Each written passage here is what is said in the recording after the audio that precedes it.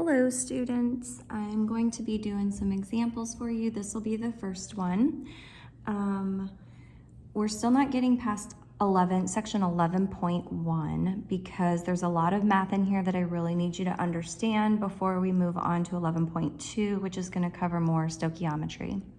So I did some of these problems in class, but now that you have a recording of them, you can go back and refer to this, and then we'll be able to move on in class whenever we meet again on Monday.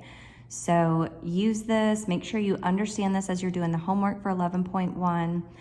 There will be, let's see, 1, 2, 3, 4, I think there's gonna be about 5 short videos going through some examples.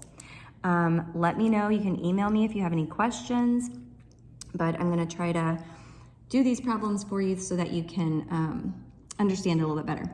So the first one I'm going to do is going to be a moles to mass problem, okay? So the problem says, determine the number of moles in each of the, or in the quantity below. All right, so what are they asking for, okay? So determine the number of moles. Number of moles, right? That's what they're asking for in each of the quantities. So I'm gonna underline my answer because that's what I want my unit of measurement to be. I want it to be in moles. It's asking for the number of moles.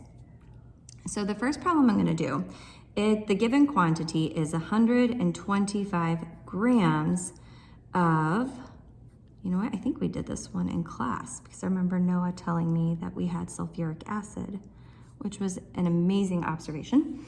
Or memory, you just really catch on well. So here's what I have, 125 grams of sulfuric acid, right? And I need to convert that in to find out how many moles I have of sulfuric acid, okay? So in this problem, I have 2 hydrogens, right? And I'm going to look up 2 hydrogens and I'm gonna look up the molar mass. And the molar mass of hydrogen is 1.01 grams per mole. Remember, I'm looking on the periodic table in the back of the book, and I'm looking up its molar mass. Okay, and then I also have 1 sulfur. I'm going to look up my molar mass of sulfur, and that is 32.06 grams per mole. And I'm also gonna look up my oxygen. And I have 4 oxygens. I'm gonna put that in parentheses so it doesn't look like 40. And those are 16 grams per mole. Okay? So I'm going to multiply this out, right? So just so you know also, when I have grams per mole, let's say I have 1.01 grams per mole, that's a fraction. It's kind of a ratio actually, right? That's what fractions are. I'm gonna rewrite up here. I have 1.01 grams per 1 mole, right? I have 1.01 grams per 1 mole. That's what this means right here, right? That is a fraction. That per is a fraction, right? So, and if I needed my moles to be on top and my grams to be on bottom because of conversion factors, I can just flip it and it's exactly the same. 1 mole per 1.01 grams, okay? These are exactly the same. It just depends on how I need to write it out for conversion factors, okay?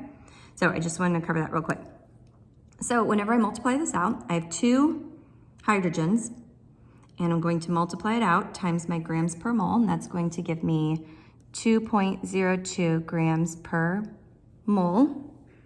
And then I'm going to multiply out 1 sulfur, and that is 32.06 grams per mole. And then I've got 4 oxygens times 16, its molar mass, gives me 64.00 grams per mole. All right, so I need the number of moles. I'm still in grams per mole, right? And I need to know how many moles I have of this sample. So I am going to add all this up, see how many grams I have total. I plug that into my calculator. I've got 98.08 grams per mole. Okay, so what am I gonna do with that? right? I have 125 grams of this sample, right, of sulfuric acid. So, but now I need to use my conversion factors because I want my answer in moles. Remember, I'm looking for my number of moles. I want my answer in moles. So I'm gonna do my grams over here as my denominator because I want it to cancel out with this numerator up here, right? Because I can put that over 1 and that's exactly the same, right? So I'm gonna do 98.08 grams per 1 mole. Remember, it's the same thing, whether it's grams per mole or moles per gram, like I can flip-flop this and that's okay. All right, so I'm going to now cancel out my grams because I have grams in my numerator, grams in my denominator.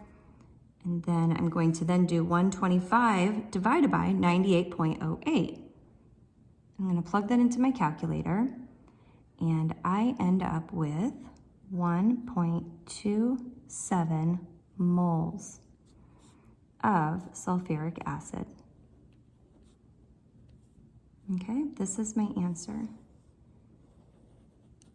Right, you got a much larger number in there, but I'm going to use 3 significant figures because that is the smallest amount of significant figure that I have, right? Up here with my molar mass of hydrogen, it's 1, 2, 3 significant figures. This, I don't think we count this because it's a counted number. And if you remember correctly, in significant figures, we don't use counted numbers. But it's also a mass, so I'm not sure. But we're gonna do 3, because regardless, here we have 3 and here we have 3. We're gonna use our smallest significant figure. So remember, I wanted my answer in moles, and I got my answer in moles here. So I've got 1.27 moles of sulfuric acid.